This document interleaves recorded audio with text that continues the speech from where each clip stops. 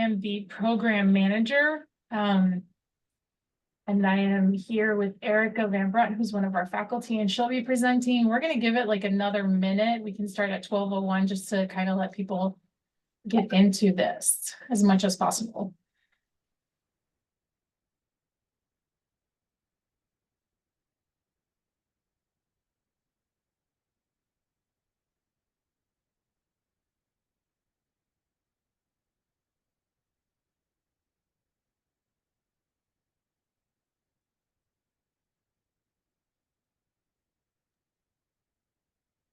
If you want to add questions into the Q&A in the chat, I'll be answering in the background. And then at the end, we'll also have a Q&A section. So sometimes we'll answer as we go. Sometimes we'll just answer them all at the end. Erica? Thanks, Ingrid. Hi, everyone. I'm Erica Van Brunt, and we thank you all for coming to our space today to learn more about our program. Hopefully, we'll be able to answer questions along the way with the information that we're sharing, and then we'll check back in with everyone at the end to see if there's some additional information that would be helpful. I want to start by acknowledging that GW downtown in DC, as well as our art therapy campus in Old Town Alexandria, do reside on Indigenous territories, and specifically in Alexandria, the Accotink tribe, as well as Piscataway and Nacotchtan. And so honoring the people and recognizing our history is a place where we do want to start today. Now, thinking about the art therapy as a field, there are folks who come into this information session and know all about it and are excited, and folks who are just kind of figuring out this idea of the merging of art and therapy. And so this is definitely a mental health profession. And so what we're doing is combining the knowledge we know about human development and psychology with techniques in the arts to help tap into self-awareness, internal processes, and growth as part of the therapeutic process. Our program is very rich in history. We're very fortunate. Founders within the field were part of developing this program, and that was in 1971. And so Levy and Ullman were definitely advocates within the field, and creating this space where we brought in some other pioneers who were very strong in their research, including Hanna Kwiatkowska, who did a lot of family work and very early family work just in the field of therapy in general as well, and Edith Kramer. So bringing together different schools of thought with art as therapy and art psychotherapy, developing the first art therapy journal, and being involved with all of those really primary efforts within our field. We're lucky to have that history and have folks who are still active in the art therapy community today as far as advocating for the field. And we'll find out some more about those folks as we move forward. Heidi Bardo is our director of the program, and doing a lot of work with international training as well as support for survivors of war and grief and working through trauma. Juliet King is head of research and our actual GW Art Therapy Learning Center. We continue to offer education within the field based on current trends and research being done, bringing in guests and alumni to speak to faculty, students, and program alumni as well. When you go into the field and you become licensed and registered, you will also want continuing education credits to further your education and keep your certifications going. And so Juliet is spearheading that along with her own research in neuroscience. Jordan is kind of the other half of that research focused team, leading a lot of the culminating project research efforts for the students within the university, where we also have a research day within the college where students can share the research they've conducted with the community. And Jordan is also the editor-in-chief for the Art Therapy Journal as well. So well-versed in preparing students to publish their research within the field.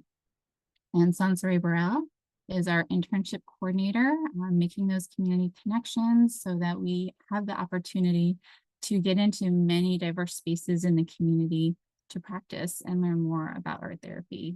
She's bringing in her own textile work within the community as well as event work in different museums and spaces as well, bringing art therapy and art awareness to our local community. And then there's me. I am the clinic coordinator here at GW. We're really fortunate to have an on-site clinic where students can see clients for outpatient services over the course of a school year. And this is in conjunction with the trauma track that we have in our program, using that trauma-informed lens to provide care. And then my background is in child and family therapies and more intensive crisis-involved family work as well, and lots of collaborative work with community, but also internationally to support education for our students. We also are really fortunate to have faculty diverse in lots of different specialties, even within the field of art therapy. So we have those folks coming in to teach some of the courses in our curriculum to provide that specialized lens and expertise. And you'll have the opportunity to work through the next 2 years in the program if you join us, working with them in those different settings.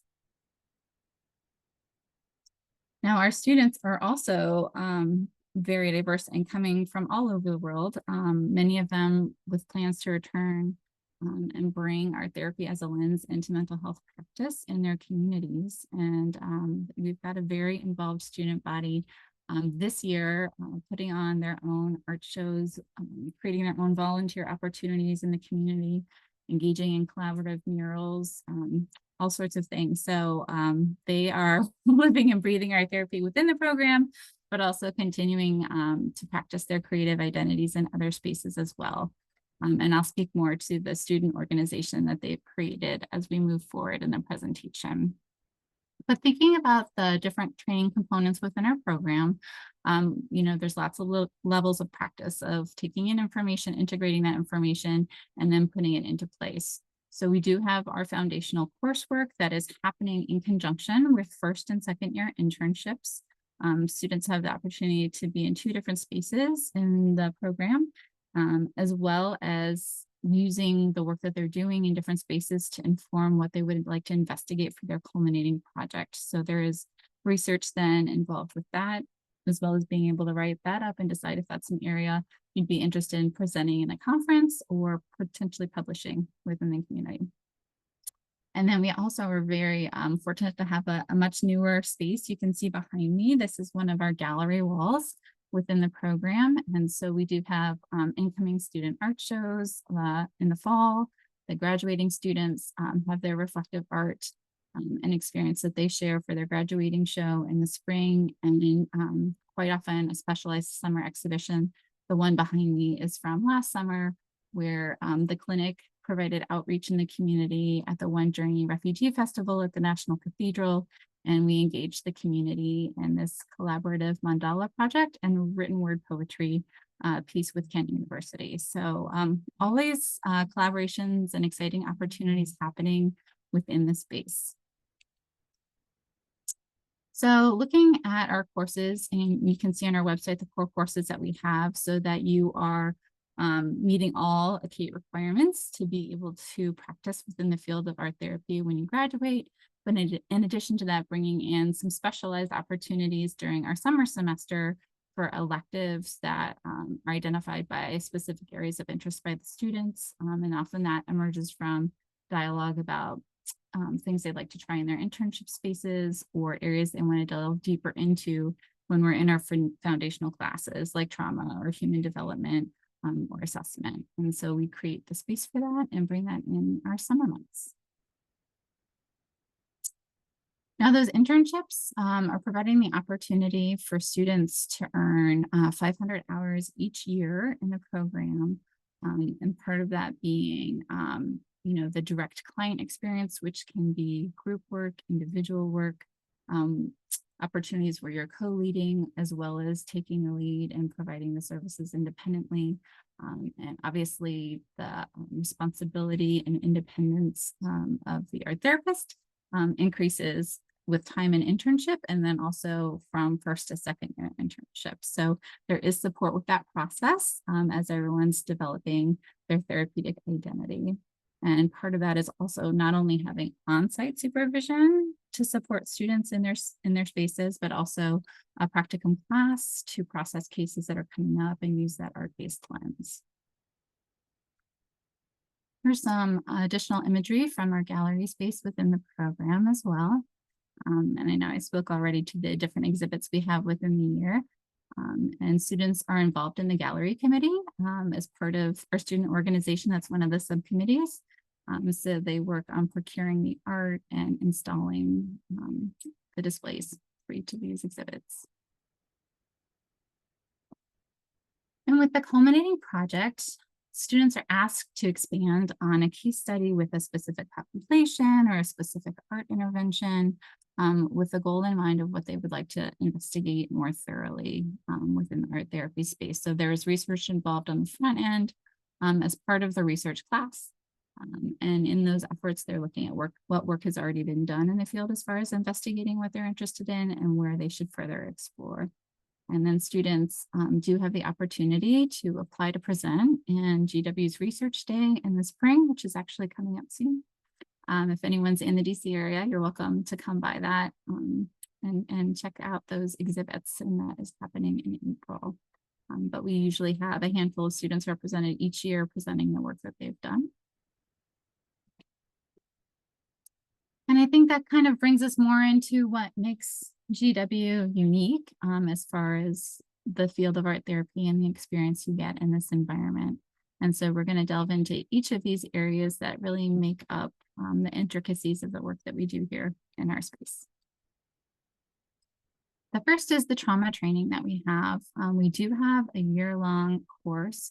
So Trauma 1 in the fall, Trauma 2 in the spring, that really delves into understanding the impact of trauma and using trauma-informed approaches within sessions with clients. And so everything from the constellation of a session and supporting a client to looking at where they are in their journey in trauma recovery and what sorts of trauma approaches make the most sense in that work and in that space where they're receiving services. So there'll be education within that curriculum on the neurobiology of trauma, of how we restructure and repair through that process, looking at things like bilateral stimulation, resiliency factors, resourcing the clients, managing our own potential vicarious traumatization when working with clients of trauma, and looking at different specific types of trauma versus, event specific versus chronic, and the trickle down of those pieces there. And so this imagery here is from some of the brain work with unpacking trauma that was done in the courses. And this is our art therapy clinic. It is a centralized, dedicated space for seeing clients. So this is the waiting area where clients come in to be seen. We do have still a number of clients who request virtual services since the pandemic. So we are keeping that going and providing that additional telehealth training to our students as well. So we offer groups, individual and family outpatient sessions, as well as workshops. And so those can be housed on site on campus, but also out in the community as well. And so we're developing those opportunities all year within the clinic space. And you can see here, we also have the audio visual equipment that is set up to support our student learning. So we actually have the capacity to record the sessions and review them within supervision for trauma class. To talk about what's benefiting the client in the space, where we're facing challenges, and to grow as a clinician. We also have our international study abroad program, which we're able to offer in the summer semester, and that usually takes place in the July timeframe. This has been what students have called a life-changing opportunity, and having been abroad myself, I definitely agree with, if you have the opportunity to experience this, take it. To be a guest in another culture and understand other lenses and consider how to integrate the work you're doing in this field in other spaces is instrumental.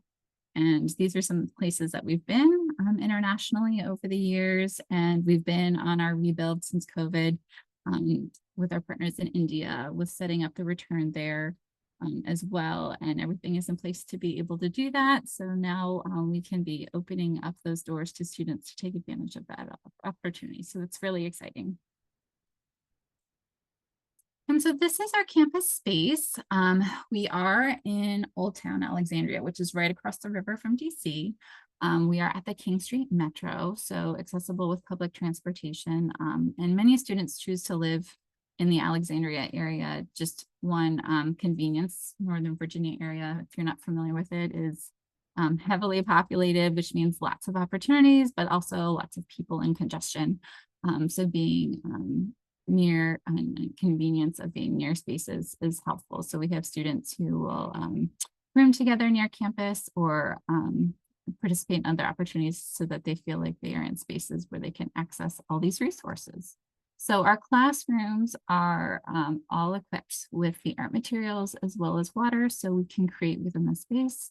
Our faculty do not create busy work and fillers in our graduate program. Everything we do is with specific intention to help the students become ready to practice. So within each class, you're going to have hands-on art making. So you can be practicing what you would be wanting to bring into the therapeutic space, and also building your visual competency with materials. We also have written assignments so that you're prepared to write a report about an assessment you've done, write a progress note, prepare research and share it with the field. And, that's all part of it. And then presentations are also a large part of what we do, being able to speak to your knowledge and to the profession. So we also do have the studio space that is open to students every day as well, again, stacked with materials. And so this is commonly a place people will come together in between classes or before or afterwards to create either for assignments or engage in self-care and connection with each other. We have a library in our campus area with books specifically focused on the field of psychology and art therapy. The computer labs right on campus, as well as printing kiosks for folks to be able to print out if they don't have them at home. The printers, we have the shared community kitchen and veranda where students spend a lot of time collecting snacks and food and convening together. And then this little green space in the middle where we are is an area where there's lots of different apartments, restaurants, office complexes, and so lots of community green spaces for people to gather and have some time for self-care. And then pulling back into research, this is some of the information from Research Day. In addition, our faculty are also involved in investigating areas of work that they're interested in or sharing some knowledge from opportunities they've created in spaces. I know right now in the clinic, we're working on preparing some information for a write-up in an arts and medicine journal about interventions using art therapy with medical students to raise that lens of self-care and self-awareness so they can also attune to patients and help them support their mental health needs so that they can facilitate recovery and compliance with their own medical care, building that capacity there. I would say our program, because we do have intimate numbers, is very student focused. We usually accept somewhere between 24 and 27 students each year. And we have 2 sections of every class. So class sizes are about a dozen students, which allows for a lot of deeper discussion and application of the material that we're learning. And we also do have the option for students who are working or have other life responsibilities to think about whether they prefer more of a daytime track or more of an afternoon evening track. So if they need to look at considering taking the program even part-time and spreading things across 3 years rather than the 2 to make this a reality for them to be a practicing professional, that's another option that we have as well. So we really try to set students up to be successful so they can come through this program.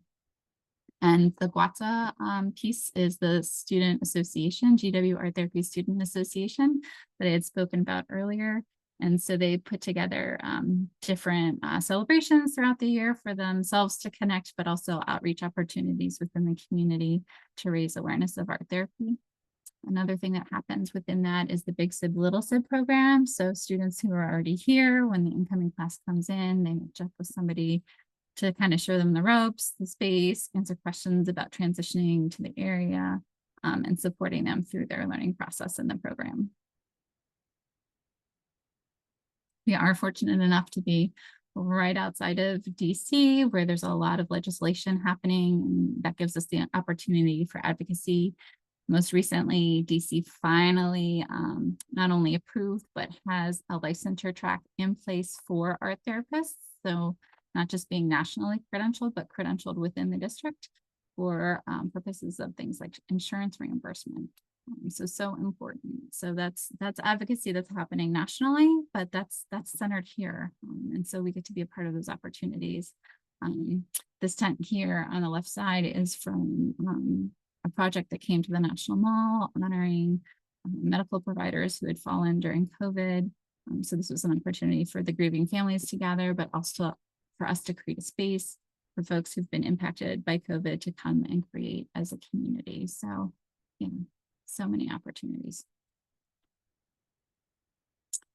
Also, in response to just the tumultuous time we've had, not only with COVID, but with the politics that are happening and the oppression that has been happening in recent years, there was a need for our program to come together to provide support for one another, but also kind of take a stand on where we are and where everything is happening in the community. And so as part of that dialogue between the faculty and students, we decided to come up with a statement and mission, if you will, of creating a space that supports students, that provides a sense of belonging, in which everyone is responsible and accountable to one another, and making the commitment to have that justice and equality within our space. And so we did a lot of talking, meeting, art creating and reflecting around that to come up with that. And that's something that we hold to a high standard and continue to meet about with the students each year to think about what makes the statement theirs, what they want to do to support this lens, as we move forward. And this year we actually had a faculty member and a group of students put together an international exhibition for the diversity, equity, and inclusion symposium that we had at GW that happens every year. This is the first art exhibition that's come into that space, but asking participants to take a look at the art and to reflect on how we make welcoming spaces, and not just welcoming spaces, but spaces where our students and faculty members and community are part of dialogue and part of our cloth that makes us who we are. And this comes back to the Learning Center. That learning doesn't end when you graduate from the program. So just like with counseling, when you graduate with an art therapy master's, you have a residency period where you're earning supervised hours to apply for a licensure, sit for an exam, and practice as a therapist. And so even after that process is completed, we have continuing education credits that we are earning every year to basically fulfill our ethical diligence to continue to be informed in our practice.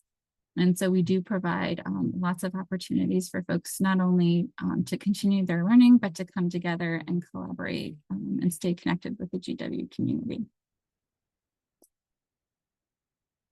So that leads us to our legacy of leadership and community, and being very active at the annual National ADDA Conference every year, having so many alumni and faculty and even students who have presented within that space, and keeping those connections going when we leave those spaces. So it's always a lovely crossroads to see what other investigations are happening within the field and establish some new connections and collaborations.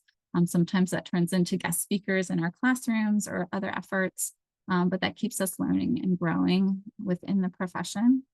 And yeah, there's a lot of those opportunities happening as well. And we are so fortunate because we are in the DC area and there are so many opportunities. We do have so many alumni around that gives us an opportunity to engage them in some of the efforts that we have going on in the community, and also bring them back into the learning space to teach what they've learned in the field.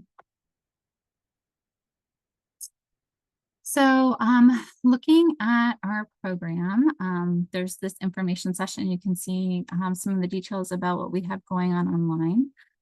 We are just wrapping up our application process for this year, and had our series of interviews through the month of February, and we'll be offering spaces to students from that process in March.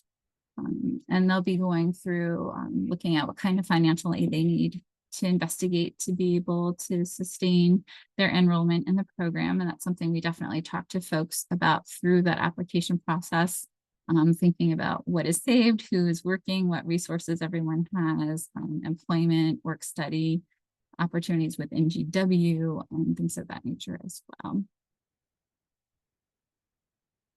So we are a 61 credit program, and that is done from fall through summer first year and then fall through summer second year. So you'd be coming in August and you would be graduating in the July timeframe 2 years out if you did the full time.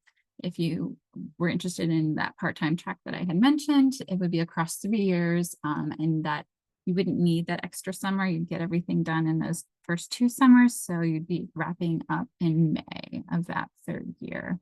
So you would be ending with the Masters of Arts in Art Therapy. And for those who are GW undergrad students and interested in transitioning from your majors in art or psychology over to our program with the prerequisites, we're happy to have some dialogue about what that looks like as well. So to apply for the program, we are looking for a foundation of skills so that we're then building on that in the master's level. For studio art, we're looking for the core competencies in drawing, painting, and figurative clay work and sculpture, because we're building on that knowledge to understand when sessions with clients call for more structured or loose media, the properties of those materials, how they might be triggering or resourcing for a client in different stages of their treatment. We're also looking for the 12 credits in psychology, looking for that intro, abnormal, and developmental understanding, and then building on that. So we'll ask you in the online application for verified transcripts. If there's things in progress, then we would need those when they're completed as well. There is a statement of purpose essay that goes along with that, as well as a portfolio that shows us the competency across those areas of visual arts and letters of reference. And then once we do get to the group the interview process in the spring, there is a group and individual component to interviews that are on site and give you an opportunity to feel the culture of the space and how that feels as a fit for you. Get to know the current students in that in-person opportunity, as well as the faculty. And here's some more of the information on financial aid. We do have the GW financial aid information just through the university online, but there are merit fellowships we offer when folks enter the program that's based on their performance with GPA and the visual arts. There are financial aid opportunities for loans, scholarships, and fellowships within the program. And then there are also diversity scholarships that you can take advantage of if you meet the criteria as well. I had mentioned work study, so that's something students can look into when they are accepted into the program as well. And then definitely any opportunities you can find for external grants and scholarships, I would pursue those as well. So for follow-up information, we have time for questions, and then there may be questions that come later as you're percolating. And so if you want to reach out and email artx@gw.edu, that's Ingrid, who's on with me now. We try to keep that website up to date with as much information as possible about the program, so you're informed. And you can also follow us on social media to see the kinds of things that we're doing in the community, to know the spaces we're in and what we're doing, and see if that's something that you are interested in being a part of. So questions, Ingrid.